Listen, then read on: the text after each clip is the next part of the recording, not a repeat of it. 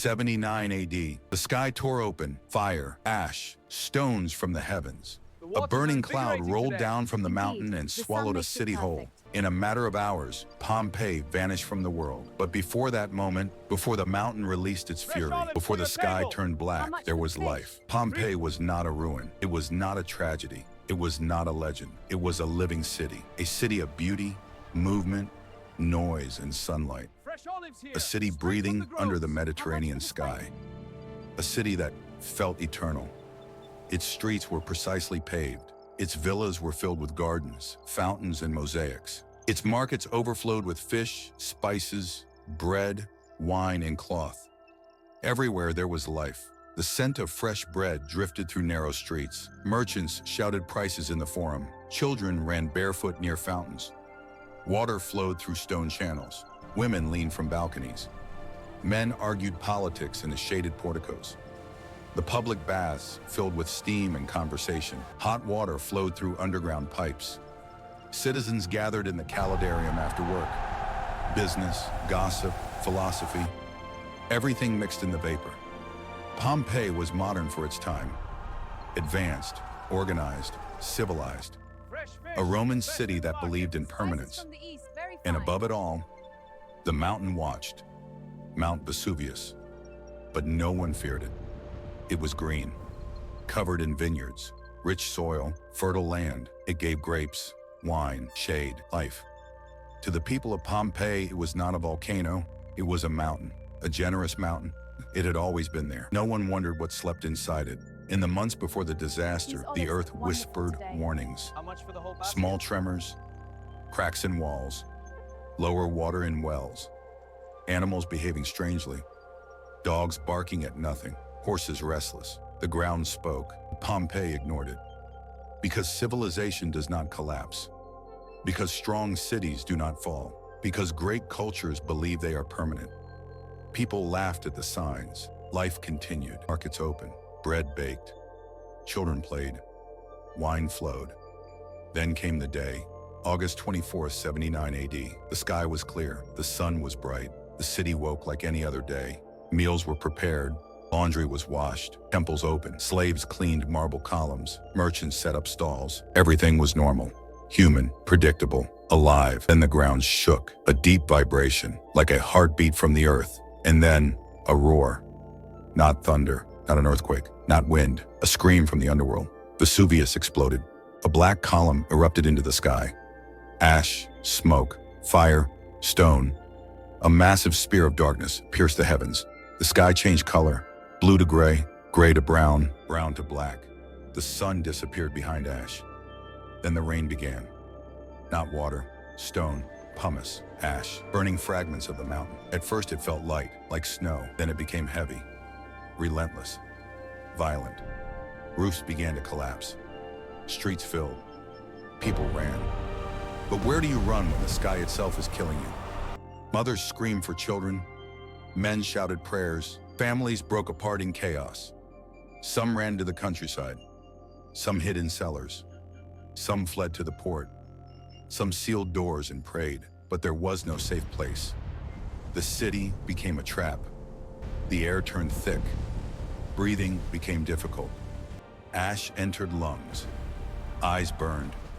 Darkness fell at midday. Then came the silence between screams. Hours passed. The rain of stone did not stop. Buildings collapsed. Streets vanished. The city disappeared layer by layer. But this was only the beginning.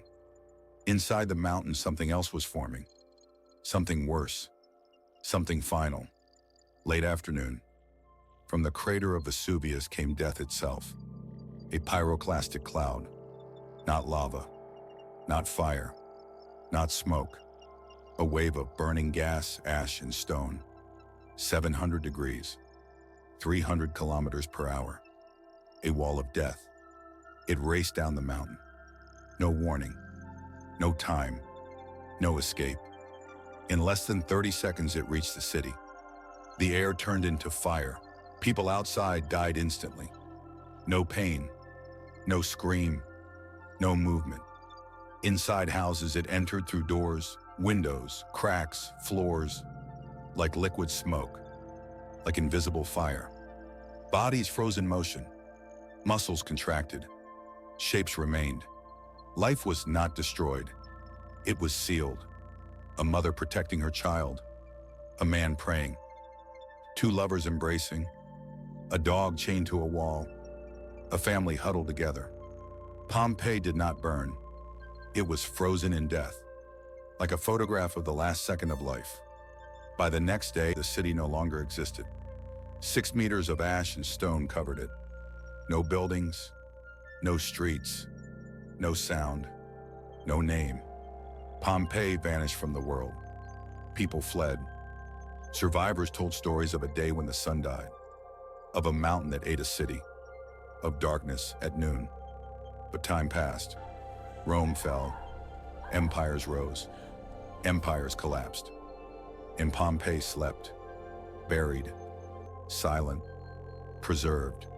Centuries passed. Fields grew over it. Vines grew over homes. Trees rooted through temples. Farmers walked over bodies without knowing. An entire city beneath their feet, forgotten. Until the 18th century, workers digging near the Sarno River uncovered stone walls, frescoes, mosaics, coins, amphorae. Scholars arrived, excavations began, and a miracle emerged. A city sealed in time, rooms with furniture, kitchens with tools, walls with paintings, shops with signs, streets with wheel marks. Life, perfectly preserved. Then they found the bodies, empty spaces in ash. Archaeologists poured plaster into them, and the shapes appeared. Human forms, frozen gestures, final moments. Not skeletons, not bones. People, a mother and child, a man shielding his face, a young man curled like he was sleeping.